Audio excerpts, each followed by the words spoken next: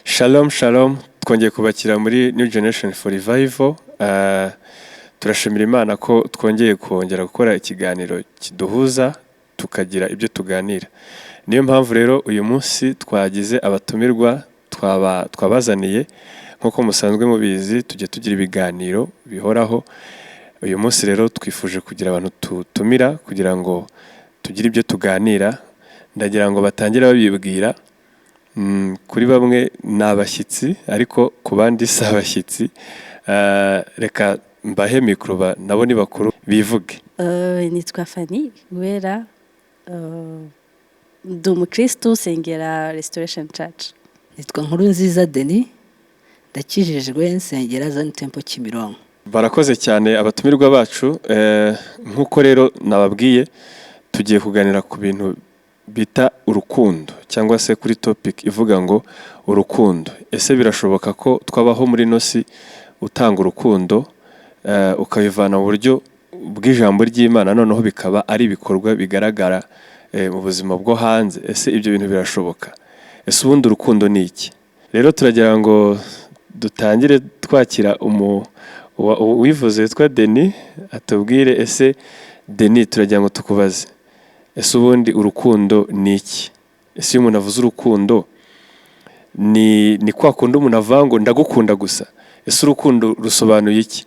Hari ukuntu umuntu avuga ngo ndagukunda ariko ukibaza urukundo ubundi ni ukubivuga gusa? Ese definition y'urukundo nyayo ni iyihe? Unashoboye kuvuga kuduhuriza n'ijambo ry'Imana byaba byiza cyane. Ndimo ntekereza mu mutima mvuga nti iki kibazo ndashobora kugisubiza, ariko reka ngerageze, ubwo n'abandi bazatwunganira. Nawe nimba hari uko wumva urukundo uzabyandika muri comment. Navuga ko ari imbuto y'umwuka wera, navuga ko ari imbuto y'Imana ishyira mu muntu. Ni uburyo Imana ishyira amarangamutima adasanzwe mu muntu ku buryo ashobora kwihanganira mugenzi we, ashobora kugirira neza mugenzi we, ashobora kubaho mbese yifuriza icyiza abandi atabifuriza ikibi. Wenda natanga nk'urugero, muzarebe wenda igisobanuro cyiza cy'urukundo buriya kiva mu muryango. Iyo turi mu itorero, iyo turi mu nshuti, nyine iyo umuntu anywa urumogi, iyo umuntu ari umusambanyi, muri ministeri biroroha cyane kwita umutenga, biroroha cyane kwita umuhagarika, biroroha cyane kwita uvuga ati uriya muntu anywa inzoga. Ni gute umuntu anywa inzoga? Ni gute umuntu anywa itabi? Ni gute umuntu ari umusambanyi? Nyine ukumva uramuciye, ari n'ibishoboka wanamushyira no muri gereza. Ariko iyo ari nk'umuvandimwe wawe, ari nka mushiki wawe, ari nka musaza wawe, uravuga ngo buriya Lionel nubwo anywa urumogi ariko n'umwana mwiza. Ni umwana mwiza. Mbese urukundo niyo mpamvu bivuga ngo rurihangana. No kuvuga ngo malgré ibibi by'umuntu akora, hejuru y'amakosa y'umuntu ubu kimufitiye amarangamutima yo kumwakira no kumwishimira bitavuye kuri ibyo ngibyo akora, ahubwo ukajya uhighlighting utuntu twiza akora, akaba ari two tuzamura amarangamutima yo kurushaho kumukunda, kumwitaho, kumwiyumvamo gutyo nyine.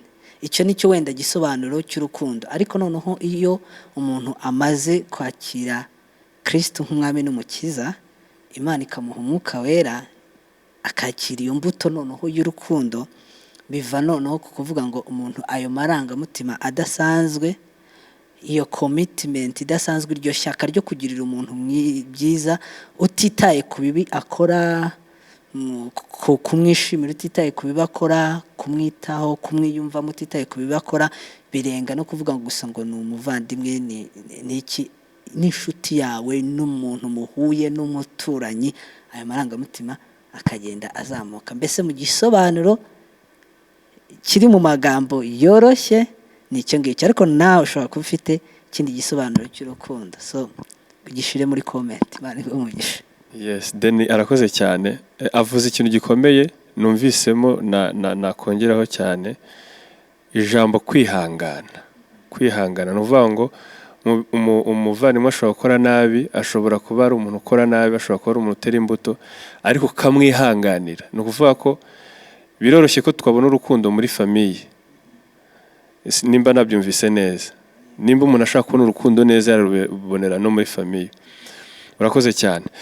Fanny ari mu bantu ngewe personal nzi bancalenginze ku bijyanye n'urukundo, ariko mu bijyanye n'ubuzima buri hanze se cyangwa ubuzima bufatika. Ese Fanny, birashoboka ko umuntu ashobora gukura urukundo muri Bibiliya akaruzana mu buzima busanzwe bikava mu magambo?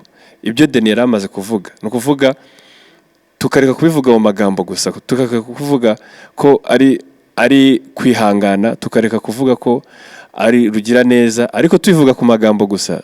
Mbese dukeneye kubibona byigaragaza.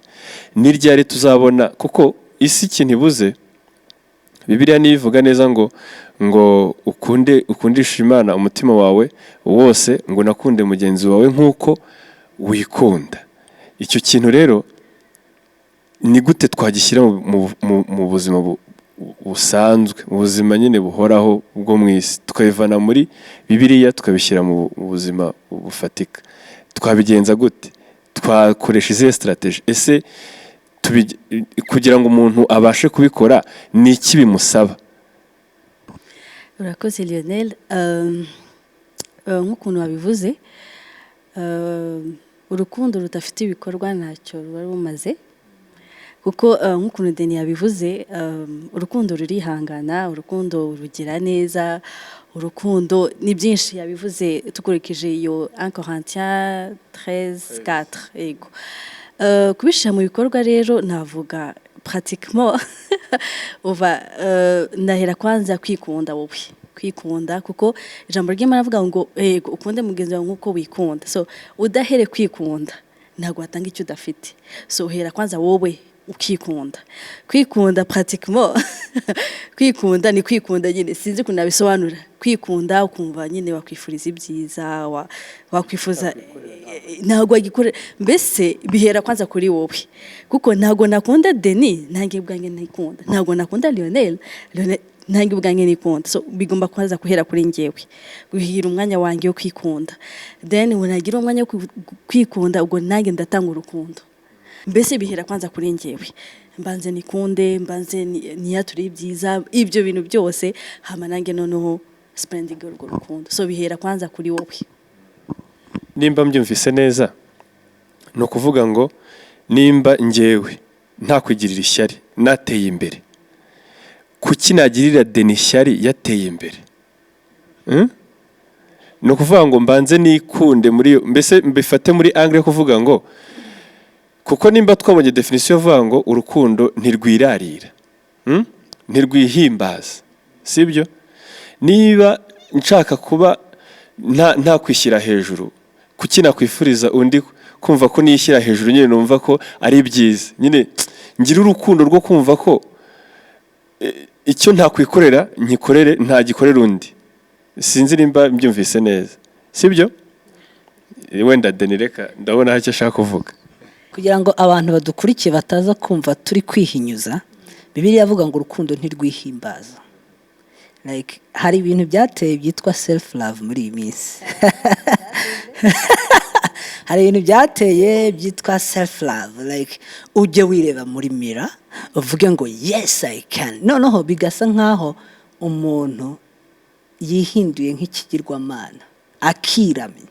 Niyo mpamvu bivuga ngo urukundo ntirwihimbaza. Uri kumva umuntu akumva mbere y'iby'Imana ivuga, ahubwo wariyumva ate.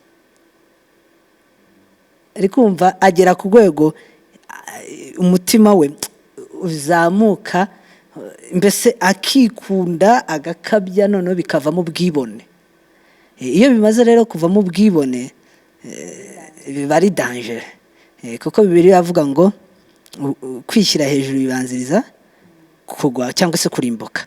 So icyo ngira ngo context Fanny yabivuzemo ni context yo kuvuga ngo hari abantu bagira mukushi ku mutima, sibyo? Agahora aganya, ese nanjye kuko natera imbere haha bariya n'abana bo mu babukire n'abana bo mu biporezo n'abana b'iki mbese ugasanga umuntu agira akamukushi ahoraganya mbese nta nubwo asubiza amaso inyuma ngo arebe iby'Imana yamukoreye abishimire ahubwo buri gihe ahora areba ku by'Imana itarakora kuba umunegativiste kugira mind iri negative mbese ku buryo iyo umuntu anatanze nishimwe mu mutima waranogoneka akaba ashatse kutubwira se ko ari we wabigezeho mbere y'abandi bose niwe wa mbere se niwe wa nyuma se kucyo abivuga hariya se nyine ugasanga umuntu kandi ibyo ngibyo ni ibintu bibera imbere yari umushuti wanjye ukunda kuvuga ngo ibyo ni ibyaha by'ibinyongobezabugingo ibyaha by'ibinyongobezabugingo ni ijambo ririho kuri Lionel ndebye nkaho iyo vocabulaire ubwa mbere yumvishe ibyaha by'ibinyongobezabugingo ni ibyaha bibera imbere ishyari urwangano kuzi ko umuntu ashobora no kugira ubwibone akaza akicara inyuma kandi afite ubwibone muri we avuga ati iki giporotokole kuki kitanyicaje imbere kuki ataje ngo anyinginga njyane imbere hari abantu bicara inyuma kugira ngo babinginge babajyane imbere kuko bataba bashaka kugaragaza ko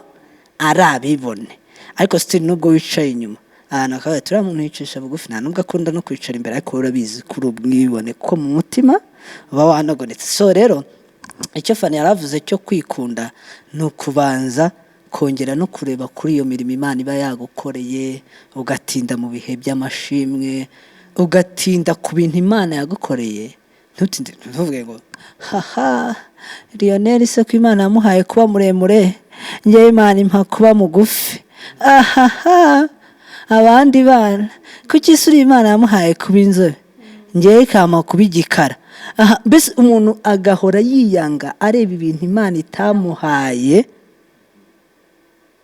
ntiyite ku by'Imana none hamwe ntanatekereze ngo ko mfite amaguru se ko hari abatayafite ko mbasha gutekereza ko niga ko hari abasore benshi bansumba batize mbese ibyo ngibyo ngo bitume ushima Imana kubw'imirimo Imana yagukoze ugatinda kuri za kote negative so rero ni byiza kubanza kwikunda ugakunda uko Imana yakugize so iyo ngiyo niyo impamvu ntekereza ko Fanny yavugaga ko umuntu agomba kubanza kwikunda then akabona gukunda abandi nkubwije ukuri abantu bagira azamukusha iyo ugize ibyaga kubera boss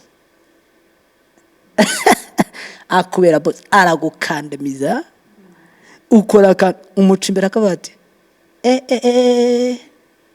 usigaye unsuzugura kuva ryari nca imbere ntunsuze kuva ryari winjira utakomanze kuva mbese ahorana mukusha ahorana umushiha kuko buriya ntabwo abari wewe abari kubikora si umwana mu bikuri wowe ahubwo nawe ubwe ntameze neza imbere so murakoze wow abisobanuye neza cyane ni ukuvuga nimba mbyumvise neza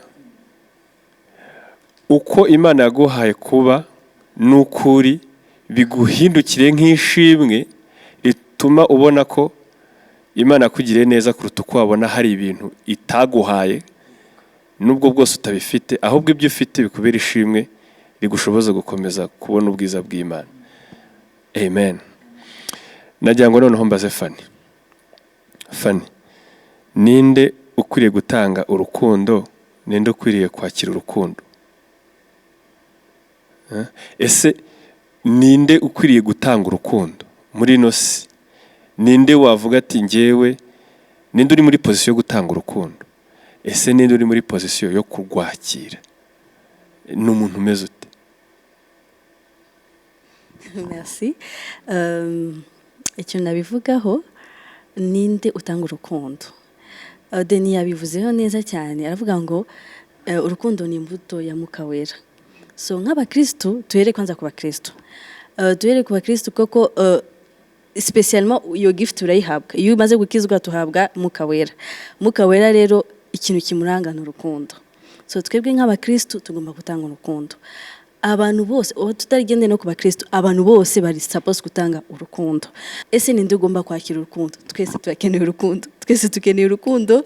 Nta muntu utishimira kubona umuntu umukunze, umuntu umwakeya, umuntu nta muntu utabyishimira. Ndibaza twese twakwishimira nyine kubona umuntu udukunze utwereka ko adukunda, cyane cyane ko mu kino gihe ukunda umuntu ariko utavuga ko ukunda uwo muntu, ukazategereza apfuye kumujya uzi ko nabwo ukundaga. Icyo ni ikibazo. So iki gihe turimo ntago tukunda kubivuga, ariko niba ukunda umuntu, niba umwapreciate mubyira kiriho agihumeka, niba ufite ukuntu ushaka gutanga urukundo mu buryo butandukanye, ushaka kumufra cadeau, ushaka kumusura, ushobora kubana nawe mu gihe gikomeye yapfushije, ushaka kubana nawe mu bihe ibyago, ibihe byiza, byose birashoboka. So ni igihe nyine ndvuga ngo igihe turimo ushobora kubyira umuntu ko umukunda, ushobora kugira icyo utanga ubuzima mu buryo bumwe n'ubundi wabikora. Yego, Imana igumugisha. Hari akantu nifuza nshingiye ku cyuvuze, nifuza kubaza Denis, birashoboka ko umuntu ashobora Bibiliya ivuga hariya mu Bakorinto ba mbere igice cya 13 ngo nubwo natanga ngo ibyanjye ngo bakanantwika ngo nkapfa ngo ariko ntafite urukundo ngo ntacyo byamarira.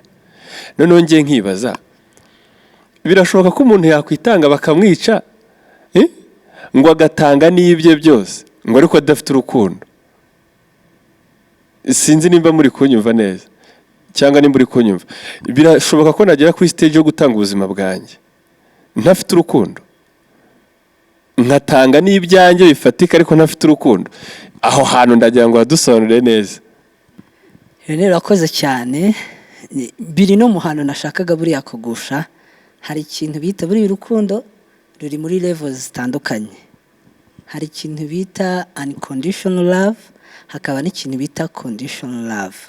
Hari abantu bakunda kuba ba heroes, bakunda kuba intwari, ashobora gukora ikintu cyose kugira ngo azasigara avugwa.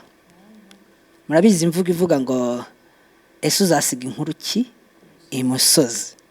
My dear, hari abantu bafightingira bakitanga bakamena amaraso, atari ukugira ngo gusa ngo kuko bakunze bantu bari kwitangira cyangwa se bari gupfira, ariko kugira ngo umunsi umwe nabo bazajye bavugwa nk'aba Mandela, bazajye bavugwa nk'aba Martin Luther King, bazajye bavugwa, mbese n'ubundi n'ukubaka izina.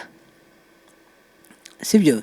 N'abahanzi mukunda kubibona, bakunda gukora ibintu byose biganisha nyine ku kwemeza abantu, ku buryo nyine azasigara abantu bavuga ngo Denis mu gihe cye nta wundi muntu wabayeho umeze nkawe, ariko atari kuvuga ngo it's all about me, not about others.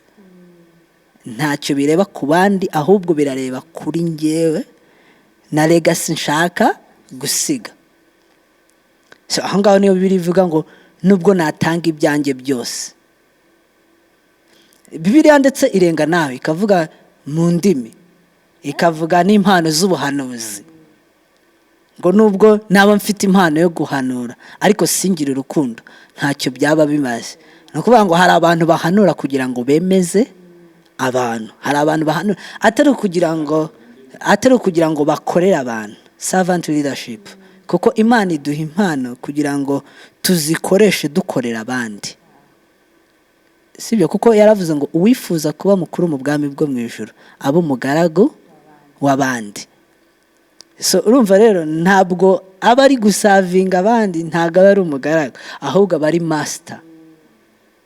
So ahanurira abantu, niyo mpamvu he doesn't care. Ashobora kuvuga ngo Fanny na Lionel ngiye kubahuza, akababeshya ko ari Imana ibivuze. Mwazakubitana imijugujugu, mwazagira divorce, umwe yazakwica undi. He doesn't care. Pfa kuba gusa we yakoze diru kandi mukamwemera nk'umuhanuzi. w'Imana. So aho ngaho ntaho biba nyine ni cya kintu ukora uri gusa nkaho mu maso y'abantu witangiye abantu wigize gute, ariko it's all about you. Ni kuri wowe, ni icyubahiro cyawe, ninjye ni ukubaka izina, ni legacy, nyine urabyumva nawe. So ngewe rero numva ko aho ngaho birashoboka rwose ko byabaho. So ikindi kintu wenda iyo ni level iri hejuru cyane, akanono reka ngere noneho ku kintu twagombaga kuba twanahereyeho cy'urukundo. Hari urukundo umuntu akunda Imana, barwita agapeo cyangwa se agape. So hari urukundo umuntu akunda abavandimwe mu buryo buri biologique, nyine ni umukazi, ni umubrother, niki.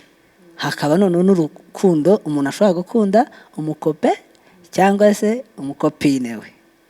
So mujya mubibona umukobwa ati rwose njyewe ndagukunda ku buryo nanakwemera gupfa ejo ninjya mu ijuru singusanga Imana izanjyana ikuzimu. Cyangwa se akaza akakubwira ati sheri, uri kubona yakujyanye kuri plage, akayaga kari gutera, akakubwira ati uri kubona ano mazi yose ndayaguhaye. Icyama, inyenyeri n'izuba bikaza gusa bigakora defile de mode yawe. So n'ibindi bisa nka gutyo. Ibyo nabyo biza muri sorte y'urukundo. Hari uruba ruri genuine ariko hari n'uruba ruri fake, ariko Bibiliya yitirari. Umuntu ashobora kwakitinga nkaho gukunda nk'urukundo. Ni Amunoni yakundaga Tamari. Rwari urukundo rushingiye kuri sex, kwirari.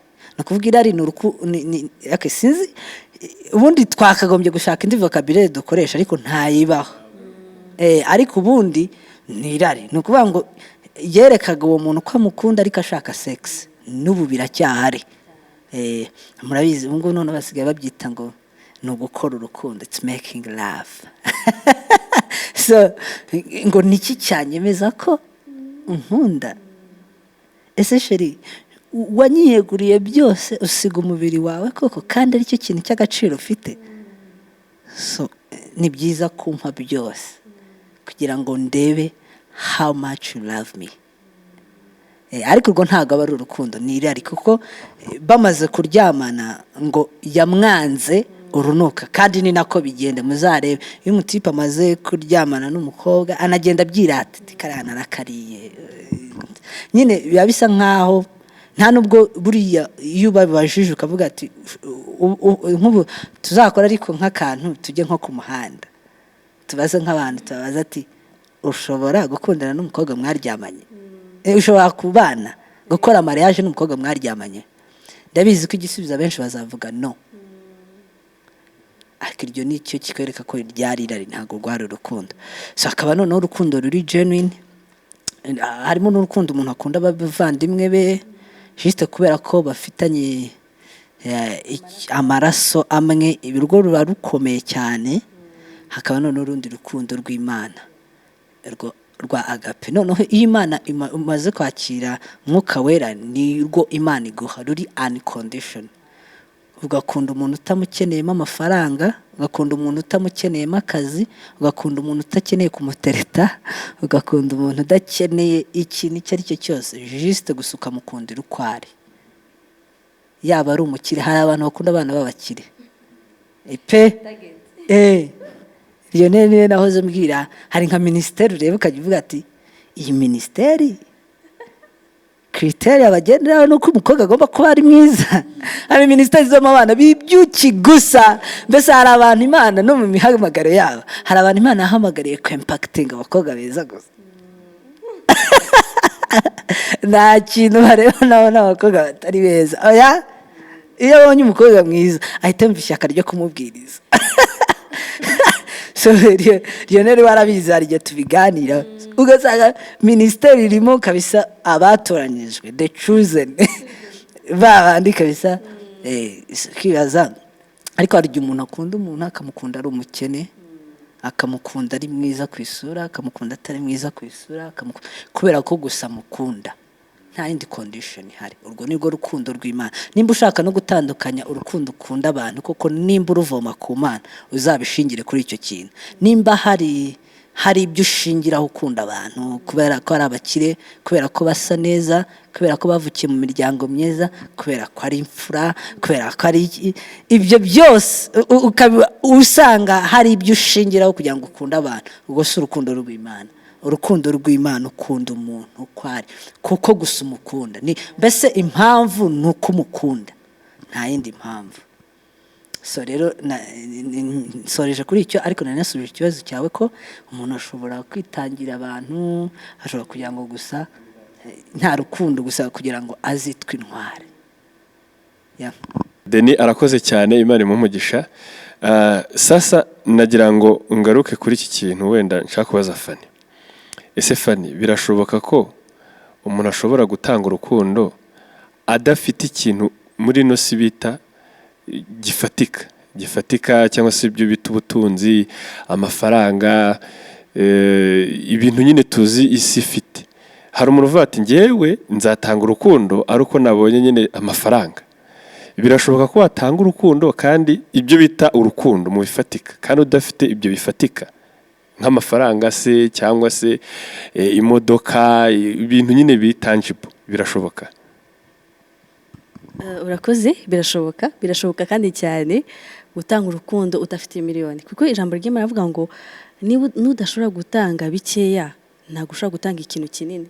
Sinzi niba mbivuze neza. Pastor Denis aza kumfasha mu kanya. Erega uri pastor. Ntabwo ukeneye gutanga ikintu kinini. Disons, reka tufate exemple fatika, sibyo? Lionel ararwaye. Mu bisanzwe kugira ngo ni exemple, kugira ngo ujye gusura umurwayi ugomba gutwara fruit, ikintu ku ruhande. Ntabwo ushobora kujya gusura umuntu gutyo gusa. Ariko uratekereje uvuga nta natanu nifiteho, nta kintu nibitseho. Ese nzategereza paka igihe nzabona amafaranga yo kutwarira ikintu Lionel? Mbese mu magambo make nicyo. Niba udafite amafaranga, niba udafite uburyo wafasha wenda Lionel mu mwanya, time yawe wamuhaye urukundo. Rega urukundo ntabwo ari watanze kado, wakoze iki, niki kintu abantu bakunda, wenjoyinze. Abantu bazi ko kwenjoyinga ni gutanga urukundo. Wasohotse, mwariye, wamusohoka, uyu muntu arankunda. Oya, ushobora gutanga urukundo mu kantu gatoya. Wajya gusura umurwayi wenda ntabwo ufite ikintu, ariko watanze umwanya wawe, wahageze. Ushobora utafite amafaranga ukamusengera, c'est une façon yo gutanga urukundo. Ushobora kuba disons utafite ikisi, ibintu bifatika. Mbese urukundo ntibisaba ibya mirenge, akantu gato ufite. Ushobora kumusengera, ushobora kumusura, ushobora kumuganiriza, ukamuganiriza just kumumva, kuko abantu bakeneye no kumva. Avuga ngo abantu ninjya kugisha inama kanaka, wenda azangira inama mbi, ariko uriya ndabizi nta kindi kintu yama, ariko araniga ugutwi, aranyumva, arangira inama. Then aho ngaho wakoze quelque chose quand même. Ndibaza watanze akantu gatoya kare insignifiant, ariko quand même watanze. Kandi ikindi kintu cyangwa ukavuga ngo ntago ushobora kuhereza, ari ikintu papa wanjye anyigisha buri gihe. Aratubwiye ngo mu rugo ntihagira umuntu uza agasanga nta kintu gihari cyo kumwakira, umuhereza ikirahure cy'amazi. Nuvuga ngo ariko umushitsi asa umutima wo bida ndamuye iki. Yatubwiye ikintu cyoroshe, ugenda umaze utanamubajije n'ikintu, muzane ikirahure cy'amazi. Wenda ashobora kutagusabye icyo kirahure cy'amazi, ariko wataze icyo ufite. Nugiye kwikomplika ibintu byacitse, tanga icyo ufite. Imana igumugisha cyane. Wow, birasobanutse rwose. Dusa naho tugana ku musozo, nagira ngo mbaze Denis, ubwo ndagaruka kuri Fanny, turasa naho tugiye kugana ku musozo. Ese Denis, nagira nkubaze, watubwiye kare ko umuntu ashobora gutanga umubiri we, ashobora gutanga ibye, ariko adafite urukundo. Noneho abantu badukurikiye ndagira ngo basobanurire neza, tugana ku musozo. Urukundo rw'Imana rumeze gute? Urukundo ruri fake rumeze gute? Ni ryari tuzasobanukirwa urukundo rw'Imana koko n'irya tuzasobanukirwa urukundo ruri fake, urwo nyine rwanashobora kujya kuri level atanga umubiri wawe ariko mu by'ukuri atari urukundo ruzima. Kuko bishobora gucanga abantu kavuga ati kuko tuza abantu benshi bitanze ariko mu by'ukuri twe tukabona ari urukundo ariko mu by'ukuri wasanga atari urukundo. None kuko wasaga naho usize abantu muri confusion, nubwo byari bisobanutse pe neza, ariko noneho tuzabisobanukirwa gute? Dufashe kuri ako kantu. Okay, navugaga kuri iyo level imwe y'urukundo iri hejuru. Ahubwo reka nze nongere ngaruke no ku bandi bantu hano bari kudukurikira. Hari abantu noneho nabo they are spiritual, my dear. Uragenda ukamubwira ngo Lionel, wangurije kuri senksa ko naburaye, ngwambabariye ukampa amafaranga. Akakubwira mwene data, ndakumva kandi no kuri ikibazo ufite ndi kucyumva pe, ariko ndagusengera. Reka nshobora no kuguha amafaranga ukarya uyu munsi, ariko ejo se uzabahute. Ariko Imana yo ishobora kuproviding ikintu kizatuma urya iteka ryose. Sibyo? Ugasanga noneho hari bamwe bitanga batatanga n'ibyawe. Wenda ubwo reka ngaruke mu rusengero wari wambajije ukuntu umuntu yakora sacrifice iri hejuru cyane. No muri church hari umuntu ushobora kuza ataguhera amafaranga hariya hanze, ariko muri church akaguha amafaranga ukagira ngo uyu muntu ankunda ndi mu bantu benshi, ariko mu by'ukuri si we bakunda, ahubwo bashaka kwerekana abantu ko agakunda. So rero hari abantu bamwe batanga badatangishijwe n'urukundo, ahubwo batangishijwe n'ubwibone no kwigaragaza. Hari noneho n'abandi badatanga batanatanga atoro. Hari abatanga kugira ngo bimpression abantu bagaragaza. Hari noneho abadatanga nabo kandi ariko bakagira amagambo aryoshye tu. Bagira amagambo aryoshye akakuryoshya akakumvisha ukuntu kuri ikibazo cyawe yacyumvishe cyane, kandi iyo aba arafite ubushobozi yakagombye kuba gikemuye burundu, ariko kujyana ku gusengera. Ibyo ntabwo, ibyo bintu biri fake rwose. Urwo ni urukundo ruri fake. Uwo muntu aba fakinga pe. Urukundo rw'Imana nk'uko nabivuze ruri unconditional. Ukunda umuntu. Hari n'igihe urukundo rw'Imana buriya iyo turimo ntago rubasha kuba compatible natwe neza. Ubu byumva iyo uzareba iyo wambaye nk'inkweto itagukwiriye ari nziza, umuntu akubwira ati iyo nkweto ni nziza, ariko wowe umutima ukaba ati cyakubwira ugenda uyikubita wegeza akarenge imbere urwana nayo.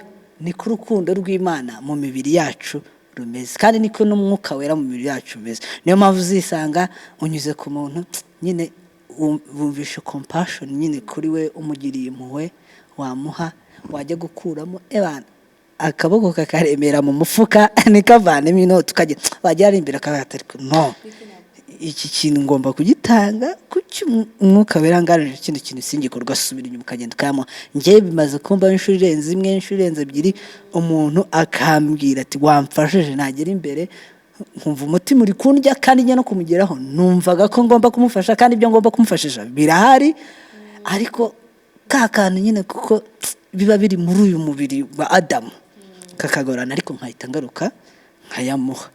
Urukundo rw'Imana rero ntago ubukunze uwo muntu, ntubuhaye uwo muntu kugira ngo kuko hari icyo uzamukuramo, ahubwo ubumuhaye gusa kuko wumva ko bikwiriye ko umuha. Ruri unconditional. Ngiye niko navuga urukundo ruri fake, ruri conditional.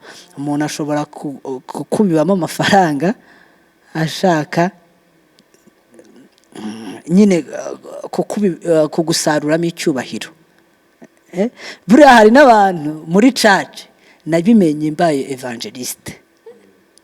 Hari n'abantu bemvestisa mu muntu kugira ngo gusa againing icyubahiro cyo kwitwa spiritual father wiwe.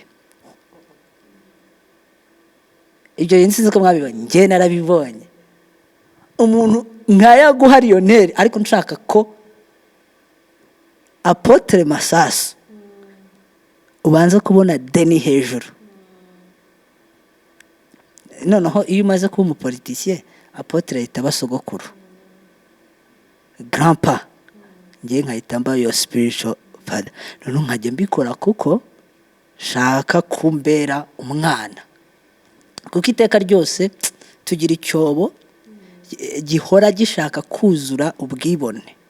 Iyo rero tubona abantu bagifeedinga natwe dushobora kubafeedinga.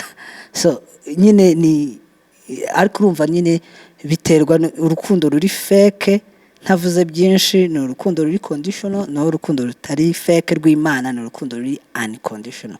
Ukunda umuntu nta kintu ushaka kumukuramo gusa kuko umukunda. Sorry mvuze byinshi, ariko muri byinshi mvuze hari byinshi byakugirira umumaro. May God bless you. Nkiri kuri ako ngako ntaribagirwa, ntaragusubiza ijambo, nahise nibuka ubajije Fanny ngo ese umuntu nyine ashobora gutanga kandi ntabyo afite atanga. So nibuka Fanny twiga muri tronkome hajyaga haba ama birthday, Fanny akazana igitenge akavuga ngo genda ugura ikintu cyose ushoboye. Hari umuntu waguraga akabiswi k'ijana, hari waguraga bombo ya 50, hari waguraga shikrete y'10. Icyo gihe ayo mafaranga yaragikora 20 gutyo. Noneho cya gitenge urumva nk'abantu 20 bazanye umwe biswi, harimo biswi 5, harimo shikrete zingahe, harimo iki, bikaba byinshi nyine. Urumva ni nkaho yadutozaga kiriya gihe gukunda umuntu, nyine gutanga bidashingiye ku gutanga gift ngo mugurire ishati ya made in Rwanda, ngo mugurire nyine. Hari n'abantu bagira n'izo mbogamizi. Nkaba nkunda Fanny ariko nkaba numva yuko kugura ji nkayiha Fanny bidahagije, nkazategereza ngo nzabone ubushobozi mugurire ngo ikintu gift ya dash. Fanny urukundo mukunda ntago namuhaje, ntago namuha n'umwenda, ntago nzamugurira iPhone. Kandi wazagera hariya umaze kugira ayo mafaranga ukagira ibindi bibazo byinshi, ukabira ukaba ati ni nk'abantu banga gutanga icya 10 kuko bahembwa 10,000 ngo ni makeya. Ariko umuntu yamaze kubona miliyoni 10 akareba ko agiye gutanga ibihumbi nka miliyoni 1, icya 10 cya miliyoni 10 ni miliyoni 1, aramuremerera. So icyo kintu kabisa nakibutse, ndavuga nti ni byiza kabisa, warakoze Fanny. Denis arakoze cyane. Nimba nabyumvise neza ku kibazo twamubajije mbere, no kuvuga ngo urukundo ruri fake rushingiye ku mibare. Urukundo rw'Imana nta mibare rushingiyeho. No kuvuga ngo n'ugukunda umuntu uko ari, kumukunda nyine nkuko Imana nawe yagukunze. Wow. Imana igumugisha cyane. Ikindi cya kabiri avuze ni uburyo hari ibyo Fanny yamwigishe. Nanjye ari byo yigishije byinshi cyane, njya bimubwira arabizi. Imana igumugisha Fanny. Tujye tuvuga akiriho. Hari ibintu byinshi rwose Fanny yaduto. Ni nayo mpamvu twamuzanye hano. Ntimugire ngo ni ibindi. Fanny rero dusoza. Birashoboka ko ushobora gutanga urukundo utararuhawe, ukaba nyine warakuze utahabwa urukundo, ukaba warakuze uri umuntu umeze nkaho uri rejete se, cyangwa watawe nta muntu wigeze unaguhobera ngo wumve urafiringa urwo rukundo, cyangwa se nta n'umuntu wigeze ukubwira ati ndagukunda, iryo jambo gusa ndagukunda. Birashoboka ko wazabwira umuntu ngo ndagukunda wowe utararihawe. Ibyo bintu birashoboka. Barakoze, birashoboka cyane. Kubera yuko Denis yakomeje kubivuga, aravuga ngo iyo dukijijwe tuhabwa nature yindi, nature y'ubumana. Umva ndakubwiye like ukuntu turemye twebwe nk'abantu, atari Imana yonyine ukoze umurimo muri wowe, nakwambia ntago byakunda ntibyavamo. Ariko kuko Imana iba yinjiye mu buzima bwawe ikagweza indi nature ushobora gutanga urwo rukundo kuko urumva Yesu aba yinjiye mu buzima bwawe none ukahabwa gift ya Mwuka Wera so Mwuka Wera aragenda akakomora neza cyane noneho ugatanga urukundo kandi utigeze uruhabwa kandi noneho ikindi kintu natindaho ntitutanga urukundo en retour ça veut dire niba Lionel ankunda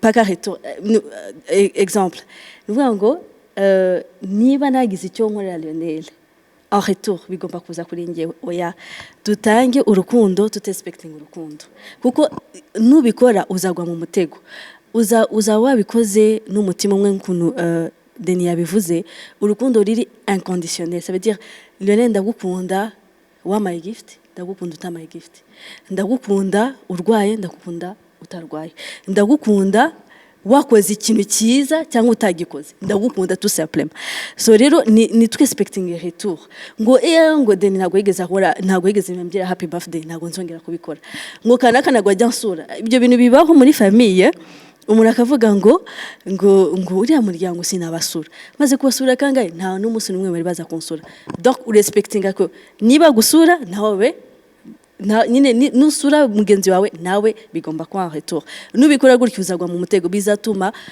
uba limite utekereza Denis maze kumusura ishure enye nta n'umunsi n'umwe yari yaza kunsura narwaye mu bitaro maze ntago nigeze mbona Denis so urumva utangiye urashaka retour yego gusa ikintu nzi icyo bibye uragisarura uko bimeze kose iyo bibye urukundo urarusarura rero nitubigire nkaho nitegeko nyine bigomba kuba vice versa iyo bitabaye vice versa ni ibintu bibaho rwose duba nagusubije cyane rwose watsubije kandi neza mene magambo nidukora neza ntidutekereze ko natwe tuzategereza ko bongera kutugirana Imana yonyine nibizi nubundi ifite ukuntu izabigenza ntitube nka kwa kundi babaza Yesu ati mwene data nankorera nabi ngo mubabarire inshuro zingahe Yesu arasubiza ati ngo mubabarire inshuro 77 kuba 7 harakana ushaka kuvuga